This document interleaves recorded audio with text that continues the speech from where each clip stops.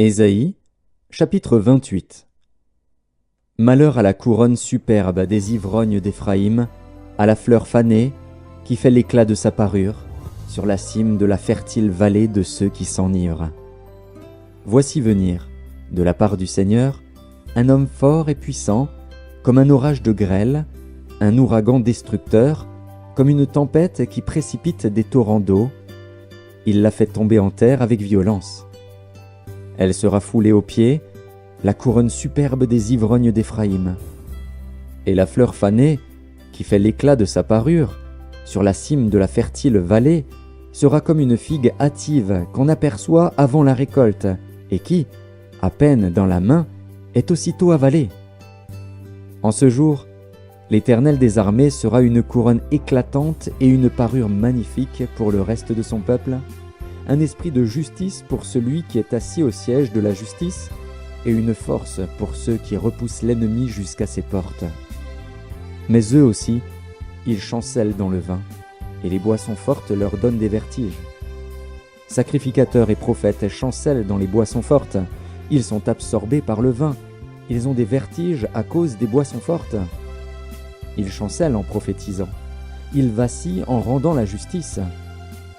Toutes les tables sont pleines de vomissements, d'ordures.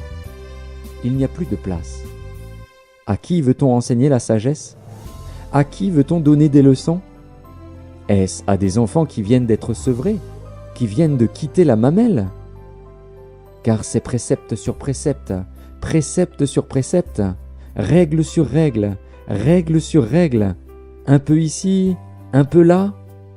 Eh bien, c'est par des hommes aux lèvres balbutiantes et au langage barbare que l'Éternel parlera à ce peuple. Il lui disait : « Voici le repos, laissez reposer celui qui est fatigué. Voici le lieu du repos. » Mais ils n'ont point voulu écouter. Et pour eux, la parole de l'Éternel sera précepte sur précepte, précepte sur précepte, règle sur règle, règle sur règle, un peu ici, un peu là, afin qu'en marchant, il tombe à la renverse et se brise, afin qu'il soit enlacé et pris. Écoutez donc la parole de l'Éternel, moqueurs, vous qui dominez sur ce peuple de Jérusalem. Vous dites : nous avons fait une alliance avec la mort, nous avons fait un pacte avec le séjour des morts. Quand le fléau débordé passera, il ne nous atteindra pas, car nous avons la fausseté pour refuge et le mensonge pour abri. C'est pourquoi ainsi parle le Seigneur, l'Éternel : voici, j'ai mis pour fondement en Sion une pierre éprouvée, une pierre angulaire de prix, solidement posée. Celui qui la prendra pour appui n'aura point hâte de fuir. Je ferai de la droiture une règle, et de la justice un niveau. Et la grêle emportera le refuge de la fausseté, et les eaux inonderont l'abri du mensonge. Votre alliance avec la mort sera détruite, votre pacte avec le séjour des morts ne subsistera pas. Quand le fléau débordé passera, vous serez par lui foulés aux pieds.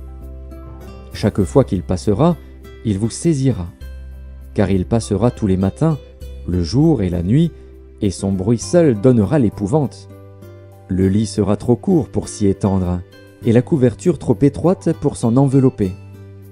Car l'Éternel se lèvera comme à la montagne de Pératsim, il s'irritera comme dans la vallée de Gabaon pour faire son œuvre étrange, pour exécuter son travail inouï. Maintenant, ne vous livrez point à la moquerie, de peur que vos liens ne soient resserrés. Car la destruction de tout le pays est résolue. Je l'ai appris du Seigneur, de l'Éternel des armées. Prêtez l'oreille et écoutez ma voix. Soyez attentifs et écoutez ma parole. Celui qui laboure pour semer laboure-t-il toujours? Ouvre-t-il et brise-t-il toujours son terrain?